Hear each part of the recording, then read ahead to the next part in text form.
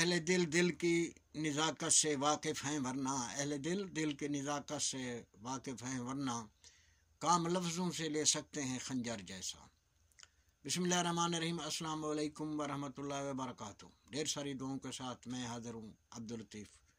گرچانی، اس درخواست کے ساتھ بھی کہ اگر یہ میری ویڈیو آپ کو اچھی لگے تو اسے لائک، سبسکرائب اور شیئر ضرور کیجیے گا، بہت ہی مہربانی۔ صحافت یا صحافی، صحافی کے ہاتھ میں جو ایک قلم ہوتا ہے، در حقیقت وہ قلم ایک خنجر ہوتا ہے۔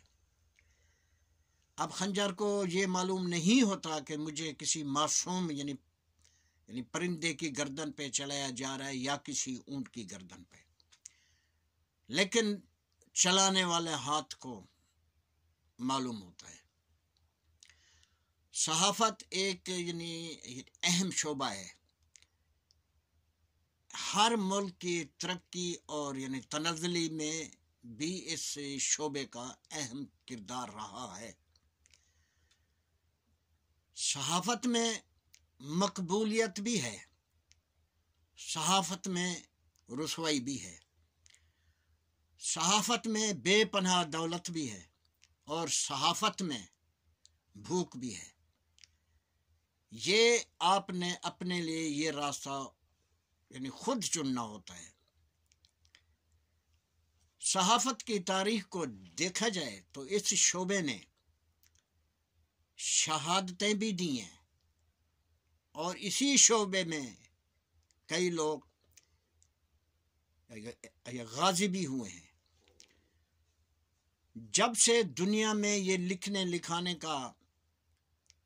سلسلہ شروع ہوا، لوگ صحافت کو اسی دور سے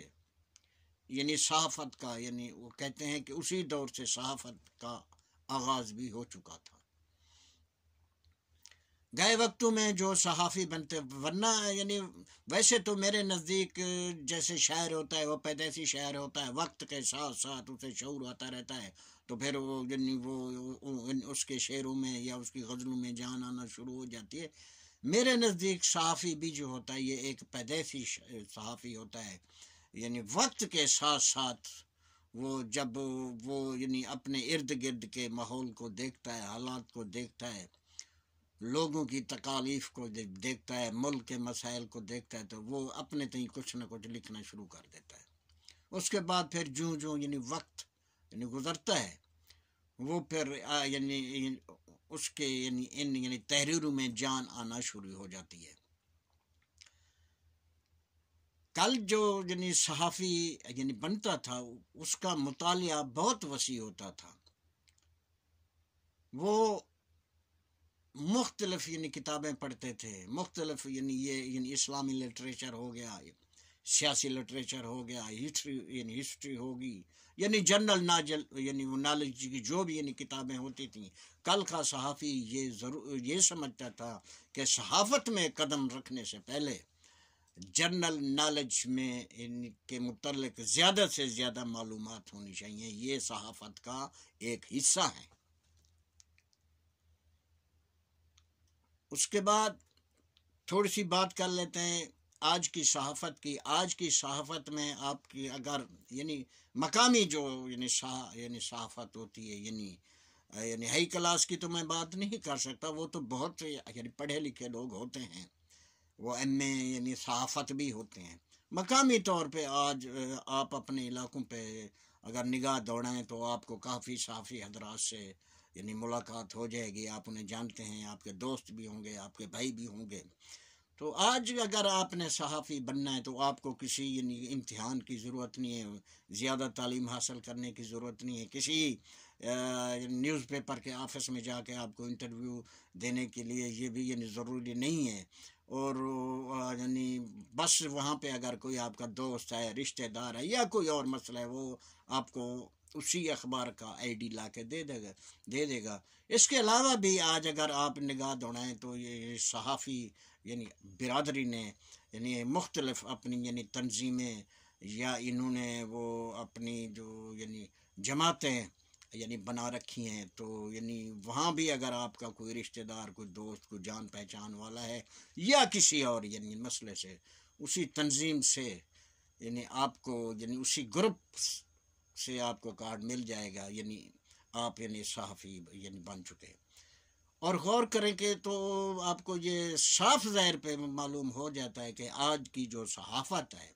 اس میں بھی سیاست کا رنگ یعنی چڑھ چکا۔ یہ جو یعنی جس طرح سیاسی لوگ، سیاسی جماعتیں میں اپنے آپ یعنی اپنے ساتھ یعنی برسرے یعنی پیکار رہتی ہیں،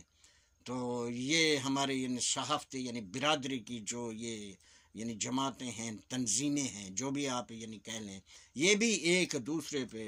یعنی آپ اگر غور کریں سوشل میڈیا پہ یا آپ کے سامنے کوئی ہے، تو یہ بھی ایک یعنی دوسرے پہ یعنی پھولوں کی پتیاں نشاور کرتی رہتی ہیں، ہمارے لیے نہیں، ان کے اپنے ذاتی مفادات ہوتے ہیں۔ بس میں نے عرض کیا کارڈ آپ کو یعنی مل گیا، پھر اس کے بعد آپ صحافی بن گئے۔ اب آج کے صحافی کے پاس دو چیزیں یعنی ضروری ہیں، ایک تو یہ کہ اس کے پاس یعنی ڈائری ہونی چاہیے، دوسرا اس کی جیب میں ایک قلم۔ اب قلم میں سیاہی بھی کوئی یعنی ضروری نہیں ہے، پھر مختلف جو مقامی یعنی دفاتر ہیں ان میں آنا جانا شروع ہو جاتا ہے، وہاں ان کی آنیاں اور جانیاں، اور آنیوں اور جانیوں کے درمیان جو خلا ہوتا ہے، اس میں بہت کچھ ہوتا ہے۔ آپ اس بات کو مجھ سے یعنی زیادہ یعنی سمجھ سکتے ہیں۔ تو آپ نے یعنی سوشل آج کی صحافت کے یعنی بارے میں تمام کی بات میں نہیں کر سکتا، اچھے لوگ بھی ہیں، اچھے نوجوان بھی ہیں، یعنی پرانے صحافی بھی ہیں جو اچھی یعنی صحافت کر رہے ہیں۔ صحافت کا ویسے دیکھا جائے تو معنی یہ ہوتا ہے کہ اپنے یعنی علاقے کے مسائل کو اجاگر کرنا، غربت ہے، یعنی بھوک ہے، ذخیرہ اندوزی ہے، ظلم ہے، ناانصافی ہے، گلیوں کے مسائل ہیں، بجلی کے مسائل ہیں، تعلیم کے مسائل ہیں اور صحت کے مسائل ہیں۔ صحافی کا سب سے پہلا کام یہی ہوتا ہے۔ تو پھر اس کے بعد آپ نے سوشل میڈیا پہ کئی ایسی یعنی شیئر کردہ یعنی پوسٹ دیکھی ہوں گی جہاں پہ ایک صحافی صاحب نے لکھا ہوتا ہے کہ فلاں شعبے کے یعنی فلاں آفس کے فلاں اہلکار یا آفیسر نے آج یعنی یہ کیا تھا، اور اس کی تمام تفصیل میں آپ کی خدمت میں یعنی پوری سٹوری آئندہ آنے والے 24 گھنٹے کے اندر میں آپ کی خدمت میں بازریہ سوشل میڈیا یعنی پیش کروں گا۔ اب غور کریں تو وہ 24 گھنٹے کبھی بھی نہیں آتے، کیونکہ اس درمیان اب کون ایسے یعنی وہ اہلکار ہے یا آفیسر ہے جو یعنی اس صحافی کو کہہ دے جی آپ 24 گھنٹے سے پہلے بھی میرے خلاف جو کچھ آپ نے لکھنا ہے آپ لکھ دیں۔ کوئی اتنا مضبوط نہیں ہے، اس کی وجوہات بھی ہیں۔ مضبوط وہ ہوتا ہے جس کی ہر چیز صاف ہوتی ہے۔ تو اس کے بعد ایک بات میں یعنی واضح کرتا چلوں، جو اس صحافی یعنی حضرت نے جو یہ جو شروع میں لکھا ہے کہ فلاں یعنی آفس کے فلاں اہلکار یا آفیسر نے یہ کیے ہیں، یعنی مثلا یعنی رشوت لیے، کوئی یعنی غلط کام کیا ہے، وہ الفاظ اس کے بالکل حقیقت پہ یعنی مبنی ہوتے ہیں، پھر بعد میں وہ سچ کو یعنی دبا دیا جاتا ہے۔ پھر جیسے یعنی پرندوں کی یعنی چونچیں آپس میں یعنی ملتی ہیں، تو پھر یعنی ان دونوں حضرات کی بھی چونچیں پرندوں کی طرح آپس میں مل جاتی ہیں، ایک چونچ سے ایک یعنی دانہ نکلتا ہے اور دوسری چونچ میں وہ دانہ منتقل ہو جاتا ہے۔ اچھے یعنی صحافی بھی ہیں، پرانے صحافی بھی ہیں، لیکن وہ جو خاموش ہیں، وہ گوشہ نشیں ہیں، کیونکہ وہ سمجھتے ہیں کہ آج کی صحافت میں ہم اپنے آپ کو نہیں چلا سکتے، آج کی صحافت کے ساتھ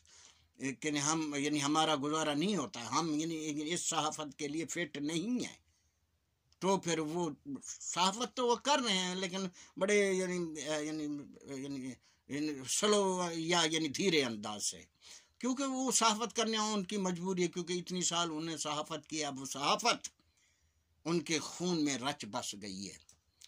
یہاں پہ میں یعنی گئے وقت کے ایک یعنی عظیم صحافی کا میں یعنی ذکر کرنا یعنی ضروری سمجھتا ہوں۔ اس سے پہلے سمجھ لیں کہ میں ایک چیلنج کر رہا ہوں کہ آج تو ماشاءاللہ اور کسی پیداوار میں ہم نے اگر ترقی کی ہو یا نہ کی ہو، لیکن تعداد کے لحاظ سے ہم نے یعنی صحافت میں تعداد کے لحاظ سے ہم نے بہت یعنی ترقی کی ہے۔ ان ناموں کو آپ دیکھ لیں، لاکھوں ہیں، ہزاروں ہیں، ان میں آپ کو کوئی کسی کے نام آغا صاحب لکھا ہوگا، کسی کے نام کے ساتھ شورش لکھا ہوگا، اور کسی کے نام کے ساتھ کاشمیری بھی ہوگا، لیکن آپ کو ایسا بہت کوئی یعنی ایک ایسا نام بہت کم ملے گا جس ایک ہی شخص میں وہ یہ تینوں نام یعنی شامل ہوں، جیسے کہ آغا شورش کاشمیری اپنے وقت کے ایک بہت بڑے صحافی تھے، ان کا ایک جریدہ بھی تھا، رسالہ چٹان کے نام سے۔ اب آغا شورش کاشمیری صاحب نے اپنی زندگی کے آدھی سے زیادہ یعنی ایام انہوں نے مختلف یعنی جیلوں میں یعنی گزارے۔ انہوں نے کوئی اخلاقی جرائم نہیں کیے تھے، انہوں نے کوئی یعنی قبضہ یعنی گروپ کی پشت پناہی نہیں کی تھی، کسی کرائم کرنے والے یعنی گروپ کے ساتھ یا گروہ کے ساتھ ان کا تعلق نہیں تھا۔ انہوں نے آدھی سے زیادہ زندگی جیلوں میں کیوں گزاری؟ اپنے سچ بولنے اور سچ لکھنے کی وجہ سے۔ ان کے ساتھ ایک یعنی ان کا شعر بھی ہے، ان کی پوری اگر آپ یعنی ان کی پوری صحافتی یعنی زندگی کو یعنی دیکھنا چاہیں تو اس ایک شعر کے اندر یہ تمام آپ کو ساری جو ہے نا صورتحال سمجھ آ جاتی ہے۔ ان کا شعر ہے جی، گھر میں ہوتا ہوں تو قلندر ہوتا ہوں، یعنی گھر میں اتنی مقبولیات یعنی اتنی شہرت کے باوجود بھی فقیرانہ غریبوں کی طرح میں اور میرا اہل و عیال زندگی گزارتا ہے۔ سٹیج پہ ہوتا ہوں تو سکندر ہوتا ہوں، اپنے الفاظ اپنے سچ بولنے کی وجہ سے اپنی تقاریر سے دنیا کو فتح کر لیتا ہوں، جیسے سکندر اعظم نے آدھی دنیا فتح کی تھی۔ گھر میں ہوتا ہوں تو قلندر ہوتا ہوں،